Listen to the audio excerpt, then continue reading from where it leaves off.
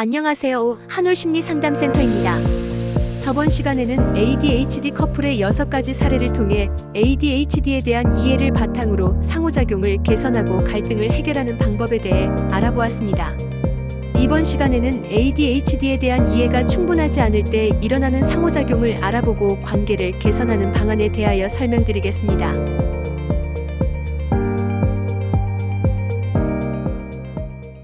ADHD와 BADHD 배우자 간의 관계에서 발생할 수 있는 역기능적 상호작용과 정서적 행동적 문제는 상호작용의 질을 심각하게 저하시킬 수 있습니다.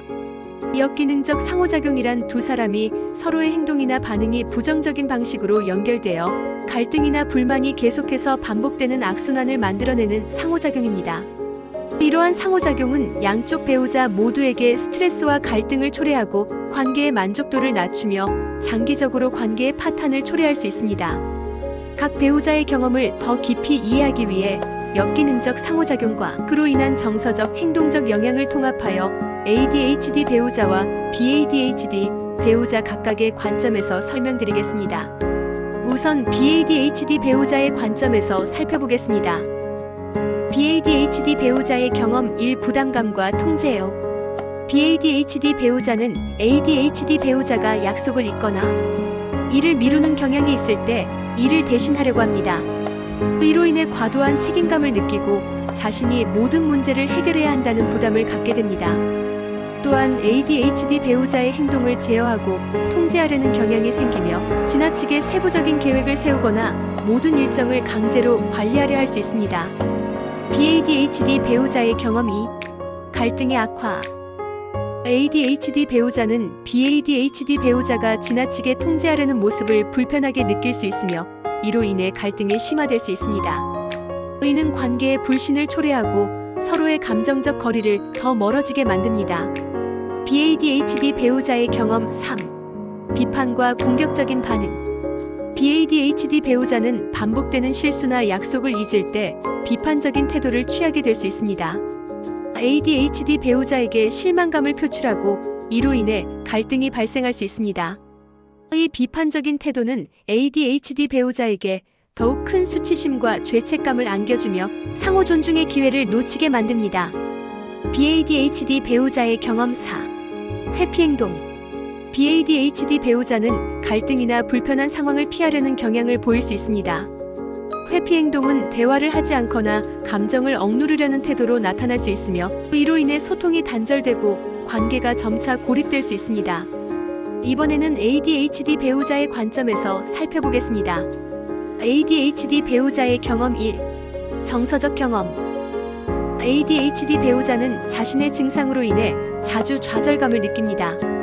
약속을 잊거나 일을 미루게 되어 수치심과 죄책감을 경험하게 되며 이는 반복적인 실수로 이어지고 자기 자신에 대한 믿음이 약화됩니다. 또한 자신의 행동이나 감정을 제대로 이해하지 못하고 혼란스러움을 느끼며 이러한 감정은 점차 외로움과 소외감을 심화시킬 수 있습니다. ADHD 배우자는 자신이 상황을 통제할 수 없다고 느끼며 이로 인해 불안감이 증대됩니다. ADHD 배우자의 경험 2. 행동적 경험. ADHD 배우자는 집중력 부족으로 일상적인 일을 마무리하지 못하거나 중요한 일을 잊을 수 있습니다. 이로 인해 충동적인 행동을 보일 때가 많으며 감정적으로 불안정한 상황에서 책임을 회피하려는 경향이 강해질 수 있습니다. 이러한 행동은 BADHD 배우자에게 더 큰 부담을 주고 갈등을 초래할 수 있습니다. ADHD 배우자는 소통 문제로 인해 자신의 감정을 제대로 표현하지 못하고 상대방과의 이해를 더욱 어렵게 만듭니다. ADHD 배우자의 경험 3. 관계에서의 경험. ADHD 배우자는 낮은 자기 효능감을 느끼며 자신이 문제를 해결할 능력이 부족하다고 생각할 수 있습니다. 이로 인해 파트너에게 과도하게 의존하거나 자신을 방어하는 태도를 보일 수 있습니다. 과잉 방어적 태도는 BADHD 배우자가 비판할 때 더욱 강하게 반응하게 만들며 갈등을 악화시킵니다. ADHD 배우자는 방어적이어서 자신의 행동을 수정하려는 시도조차 하지 않으려 할 수 있습니다.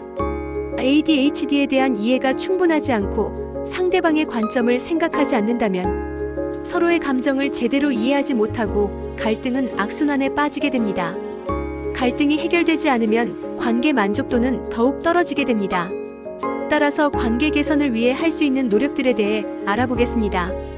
관계 개선을 위한 접근 1. 상호 존중과 공감. 각 배우자는 상대방의 입장을 이해하고 서로의 행동에 대한 원인을 공감하려는 노력이 필요합니다. ADHD 증상으로 인한 행동을 단순히 나쁜 태도로 해석하지 않고 이를 증상의 일부로 이해하고 받아들이는 태도가 중요합니다. 관계 개선을 위한 접근 2. 정기적인 소통과 감정 표현. 갈등이 발생할 때 즉시 대화하고 서로의 감정을 표현하는 것이 필요합니다. BADHD 배우자는 비판적 태도를 자제하고 ADHD 배우자는 자신의 증상에 대해 설명하면서 상호 이해를 증진시켜야 합니다. 관계 개선을 위한 접근 3. 책임 분담과 역할 명확화. 책임을 분담하고 역할을 명확히 함으로써 BADHD 배우자의 과도한 부담을 줄이고 ADHD 배우자도 자신의 책임을 다하도록 유도하는 것이 중요합니다. 관계 개선을 위한 접근 4. 전문적인 지원. ADHD와 관련된 문제로 갈등이 심화되면 부부 상담이나 정신건강 전문가의 도움을 받는 것이 유익할 수 있습니다. 전문가의 도움을 통해 더 나은 소통 기술과 갈등 해결 방법을 배우고 관계의 질을 개선할 수 있습니다. 결론. ADHD와 BADHD 배우자 간의 관계에서 발생하는 역기능적 상호작용은 감정적 부담과 갈등을 악화시키며 장기적으로 관계의 질에 부정적인 영향을 미칩니다. 그러나 상호 이해와 존중, 정기적인 소통, 역할 분담을 통해 이러한 문제를 해결할 수 있으며 전문적인 지원을 받으면 더 건강한 관계를 형성할 수 있습니다. 지금까지 영상을 시청해주셔서 감사합니다.